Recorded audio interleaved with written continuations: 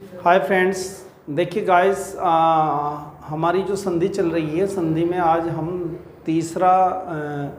जो तीसरी संधि है वो करेंगे। स्वर संधि हमारी हो गई है, व्यंजन संधि हो गई है। आज हम शुरू करेंगे विसर्ग संधि। तो चलिए देखिए विसर्ग संधि। देखिए विसर्ग संधि का आप लोग ये पहला नियम देखें। देखो नियम आप लोगों ने इसमें सीखने पड़ेंगे और मैं आप लोगों को आसानी से नियम बताऊंगा। देखें आप लोग थोड़ा सा, विसर्ग से पूर्व यदि ए हो और बाद में ए या किसी वर्ग का तीसरा, चौथा, पांचवा वर्ण अथवा य, र, ल, व, है में से कोई वर्ण हो तो विसर्ग का ओ हो जाता है। क्या हो जाता है? ओ हो जाता है। देखो आप बहुत आसानी से आप सीखेंगे। ये कह रहा है विसर्ग से पूर्व ए हो और बाद में ए या किसी वर्ग का तीसरा, चौथा या पांचवा वर्ण हो। ठीक है, पांचवा वर्ण हो अथवा अंतस्थ व्यंजन हो, यानी य, र, ल और व और है, ये अगर आ जाए तो विसर्ग जो है, विसर्ग किस में चेंज हो जाएगा? ओ में चेंज हो जाएगा। किस में? ओ में। और ओ की मात्रा क्या होती है? ये देखें आप लोग, जैसे मन है, ये मन है, मन है प्लस अनुकूल है, अनुकूल है। तो अब विसर्ग के सामने क्या आ गया? विसर्ग के सामने ए आ गया। अब ये क्या करा कि यदि विसर्ग से पूर्व, अब विसर्ग से पूर्व क्या है? ए, चूंकि मैं न ए, मैं में ए है तो विसर्ग से पहले भी है और विसर्ग के बाद भी ए, या फिर किसी वर्ग का तीसरा आ जाए। अब ये देखो तीसरा कैसे आएगा। देखो आपका अध प्लस गति है। अब एध है, अब विसर्ग से पहले क्या है? ए और विसर्ग के बाद क्या है? ग। अब ये ग मतलब वर्ग का तीसरा हो गया। का, खा, गा, घा, ये मैंने आपको सिखाए थे। का वर्ग, का, खा, गा, घा और डा। चा, छा, जा, झा और अया। टा, ठा, डा, ढा और अणा। ता, था, दा, धा और ना। पा, फा, बा, भा और मा। तो ये तीसरा हो गया, ये चौथा हो गया और ये पांचवा हो गया, यानी इनकी बात कर रहा है ये। ठीक है, या फिर य, र, ल, व और या है, इनमें से हो। तो देखो क्या होगा, मैं न ओ, तो इसका क्या हो जाएगा? इसका ओ में चेंज हो जाएगा, तो ये बन जाएगा मैं न ओ, मनो। और ये हो जाएगा अनुकूल, ये तो इसी में ही समाहित हो जाएगा, तो क्या बन जाएगा? अनुकूल बन जाएगा, मनो अनुकूल। ये क्या बन जाएगा? एध, और इसका क्या बन जाएगा? ग आ गया ना, तो इसके सामने ओ में चेंज हो जाएगा, तो ओ और गति, अधोगति हो जाएगा। क्या हो जाएगा? अधोगति हो जाएगा। इसके बाद जैसे रज है, अब रज प्लस गुण है। अब इसके सामने क्या आ गया? ग, और इससे पहले क्या है? ए, तो ये किस में चेंज हो जाएगा? रे, जे, विसर्ग का क्या बन जाएगा? ओ बन जाएगा, ओ। और ओ की मात्रा क्या है? ओ की मात्रा ओ, ये तो रे, जे, ओ, फिर ये गुण आ जाएगा, रजो गुण। तो ये आप लोगों ने समझना है। इसमें आप लोग देखें, जैसे तपै प्लस भूमि है, भूमि। अब ये क्या बन जाएगा? तय, पै। अब भय है, तो भय कौन सा है? पै, फै, बै, भय। अब भय चौथा है और ये चौथा का वर्ग का, क्योंकि ये वर्ग है 5। अब ये बन जाएगा विसर्ग किस में चेंज हो जाएगा? ओ में, तो तपो, और ये बन जाएगा भूमि, तपो भूमि। ठीक, एक और देखें आप लोग, यस है प्लस दा, तो क्या बन जाएगा? द आया। द क्या है? तीसरा है, तो ये से ओ दा, ये सोदा बन जाएगा। अब देखिए आप लोग दूसरा नियम देखिए इसका। देखिए आप लोग दूसरा नियम, यदि विसर्ग से पहले ए, देखो ये विसर्ग हो गया, इससे पहले ए और आ से अलग कोई स्वर हो, यानी ए और आ नहीं आने चाहिए, ठीक है। विसर्ग का कोई मेल किसी स्वर या किसी वर्ग के तीसरे, चौथे या पांचवें वर्ण या फिर य, र, ल, व, है से हो तो विसर्ग का र परिवर्तित हो जाएगा।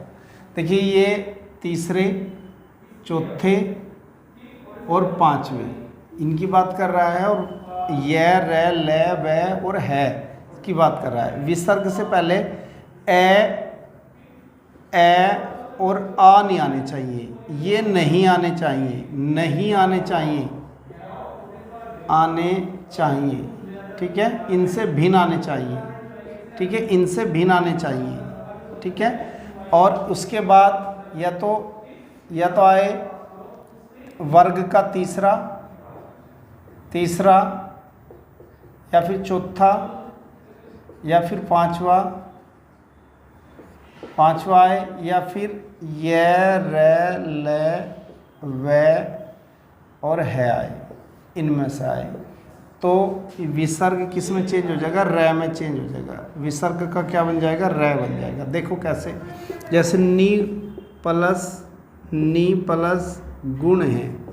अब आप यहाँ देखिए, आप लोग देखो, न विसर्ग से पहले न ई मतलब ई है, विसर्ग से पहले ई है, और विसर्ग के बाद क्या है? ग है, यानी ग तीसरा है। ग कहाँ है? तीसरा है।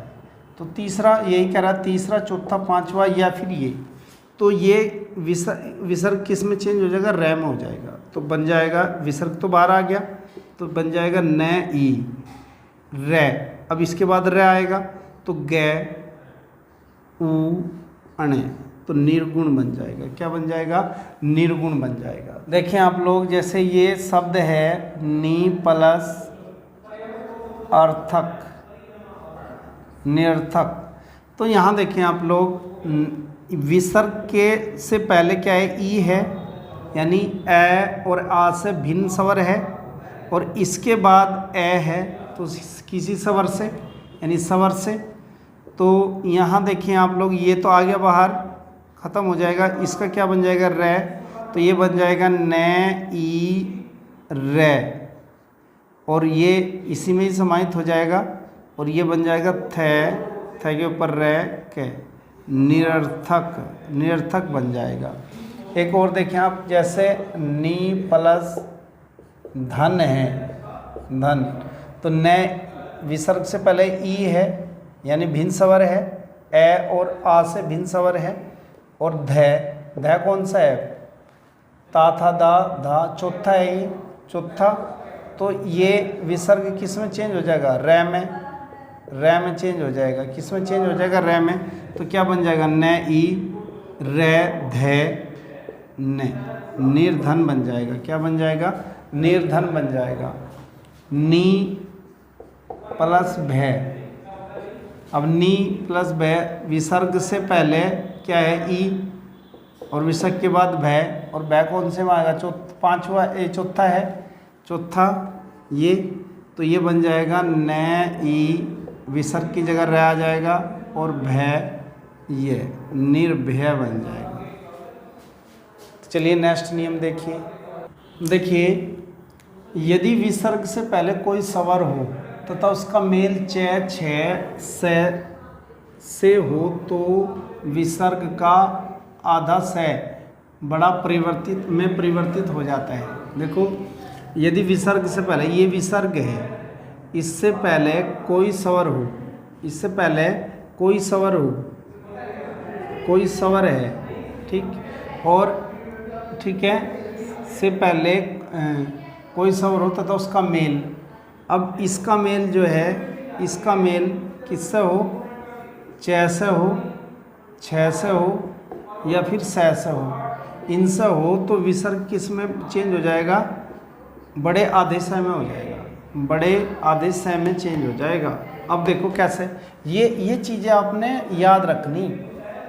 देखो, अब जैसे मैं निश्चय लिख देता हूँ। तो अब यहाँ देखिए आप, विसर्ग से पहले क्या है, न ई आ गया, ई स्वर है। इसके बाद क्या है, विसर्ग के बाद च है। तो ये दोनों चीज़ें समझनी है आपने, दोनों। अब जब ऐसी कंडीशन बन रही है तो यही तो है, कोई स्वर हो और इसके विसर्ग के बाद ये च है या छ है या स है, तो विसर्ग किस में चेंज हो जाएगा, तो बड़े स में आधे में चेंज हो जाएगा। तो क्या बन जाएगा, चूँकि इसके नीचे हलंत है तो विसर्ग किस में चेंज हो जाएगा, तो ये इसमें चेंज हो जाएगा। तो ये तो विसर्ग हट जाएगा, तो क्या बन जाएगा, न ई से चे, ये निश्चय बन जाएगा। एक और देखें आप, जैसे दु प्लस सील है। अब आप लोग दु, अब ये विसर्ग से पहले ऊ है, विसर्ग के बाद बड़ा स है, ये आ गया बड़ा स, तो ये किस में, बड़े स आधे में हो जाएगा। तो आ जाएगा द ऊ से ई ले, दुस्सील हो जाएगा। आप इसे ऐसे भी कर सकते हैं, यहाँ अगर आप लोग चेंज ना करना चाहें, कभी कभी ऐसा भी हो जाता है, दुस्सील ऐसे भी रह सकता है। इसके बाद देखिए आप लोग, दु प्लस चरित्र है, चरित्र देखिए आप लोग, दु प्लस चरित्र है, तो ये विसर्ग से पहले ऊ आ गया और उसके बाद च आ गया, तो ये किस में चेंज हो जाएगा, बड़े से आधे में। तो ये तो हट गया, तो द ऊ से और चरित्र आ जाएगा, दुश्चरित्र। अब ये चीज़ें समझनी है आपने। जैसे दु छल है, तो विसर्ग के बाद, विसर्ग से पहले क्या आ गया, विसर्ग से पहले क्या आ गया, ऊ, और विसर्ग के बाद छ आ गया, तो ये बड़े से आधे में हो जाएगा। तो द ऊ और ये से छ ले, दुश्छल बन जाएगा। अब नेक्स्ट नियम देखें आप, अगला नियम देखें आप लोग, फोर्थ नियम देखें। यदि विसर्ग के बाद तय या स हो तो विसर्ग का आधा स हो जाता है। देखो विसर्ग के बाद बात कर रहा है, विसर्ग से पहले बात नहीं कर रहा। विसर्ग के बाद अगर तय है या स है तो विसर्ग का क्या बन जाएगा, आधा स बन जाएगा। ये बात, ये पहले नहीं पूछ रहा कुछ भी। देखो ये तो हो गया पूर्व पद और ये हो गया उत्तर पद। उत्तर पद में तय या स आएगा तो विसर्ग का स हो जाता है। देखो आप लोग, देखो जैसे मन है और ये विसर्ग आ गया प्लस, अब मन प्लस विसर्ग और ताप आ गया तय, तो अब इसके सामने क्या आ गया, तय आ गया। यही तो कह रहा है ये तय, अगर तय आ गया विसर्ग के सामने तो ये किस में चेंज हो जाएगा, स में चेंज हो जाएगा, स हलंत में। तो क्या बन जाएगा, मैं ने से, ये इसमें आ जाएगा ताप, मनस्ताप। अगर आपने एक नाम सुना होगा जैसे नमस्ते है, न में से ते, नमस्ते है, अगर हम इसे तोड़ें तो ये कैसे बनेगा, नमे प्लस ते, तो ये बनेगा। अब देखो न में तय, ये विसर्ग है, विसर्ग के सामने तय आ गया, विसर्ग के सामने तय आ गया, तो अब ये किस में चेंज हो जाएगा, स में चेंज हो जाएगा, इसमें चेंज हो जाएगा स में। तो न में और आधा स तय ए, नमस्ते, ऐसे बन जाएगा। ठीक है, जैसे निसंकोच होता है, निसंकोच, निसंकोच। अब निसंकोच ऐसे भी होता है, लेकिन यदि आप लोग इसकी संधि करें तो ये इसके सामने स आ गया, अब ये स है तो न ई, अब ये आधा स हो जाएगा, कोच, निसंकोच। ठीक, जैसे निसंतान है तो निसंतान प्लस निसंतान है। देखें आप लोग, अब इसके विसर्ग के सामने स आ गया तो विसर्ग छोटा स आधा हो जाएगा, तो ये बन जाएगा संतान। ठीक है, तो यहाँ आप लोगों ने ये बनाया है। ठीक है, एक और देखें, वी प्लस तार, तो वी इसके आगे तय आ गया तो बन जाएगा विस्तार, ये बन जाएगा विस्तार। तो thanks for watch this video. आपको ये वीडियो कैसी लग रही है प्लीज़ कमेंट करें और चैनल को ज़्यादा से ज़्यादा लाइक करें, शेयर करें और सब्सक्राइब करें। Thanks for watch.